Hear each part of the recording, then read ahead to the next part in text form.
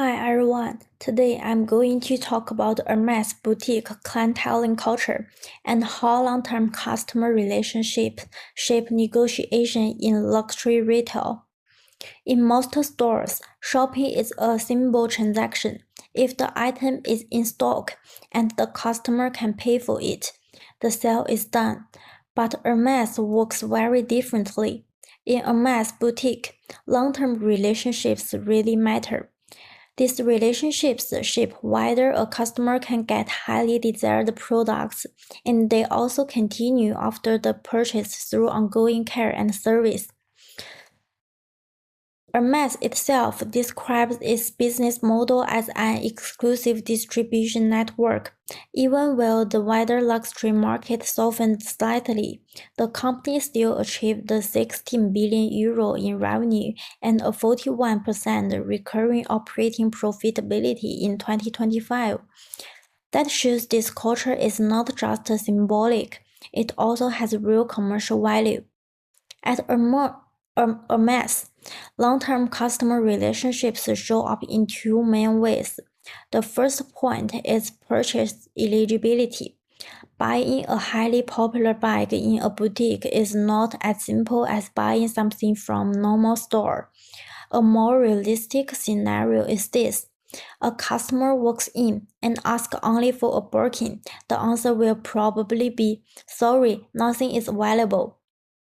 But if the customer spends time looking at jewelry, shoes, scarves, or ready-to-wear first, builds a good relationship with sales, and develops purchase history over time, the interaction will change. Reuters reported allegations that Hermès encouraged the customers to buy other products before giving them a chance to buy a bag. ABC News also reported this Hermès game.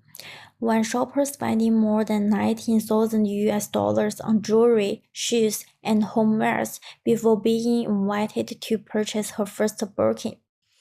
Hermès bags are no longer treated like an ordinary product. Research shows that royalty and exclusivity increase the social and emotional value of luxury goods. So excise itself becomes part of the product's prestige. In this sense, the bag is more likely a status symbol, and its value partly comes from controlled excise and relationship-based qualification.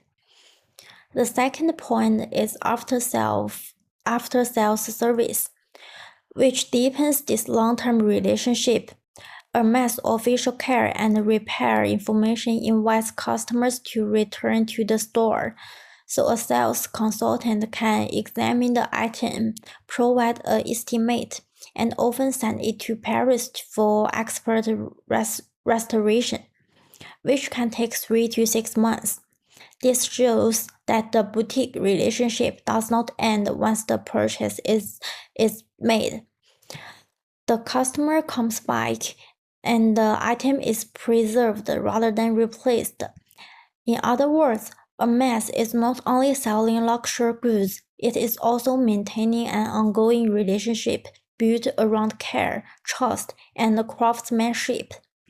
Research on luxury brands also suggests that customer commitment is an important outcome of long-term brand relationships, not just one-off purchases. These two features strongly influence the three negotiation phases. In the differentiation phase, the goal is to establish the interaction and relationship. In Hermès, that means customers should not open with entitlement or impatience. A better strategy is to show taste, patience, and openness to advice. In the exploration phase, customers should ask open questions, discuss their preferences, and let the sales guide possible options. Because excise is relationship-based, nothing available today does not mean the interaction has failed. In exchange, aggressive tactics such as comparing brands, demanding urgency, or pushing for immediate concessions are likely to clash with boutique norms of prestige and discretion. In a normal retail setting, a customer might try to pressure the seller or push for a deal, but in Hermès, that can damage the relationship. A more effective approach is patient follow-up, respectful communication, and showing long-term interest.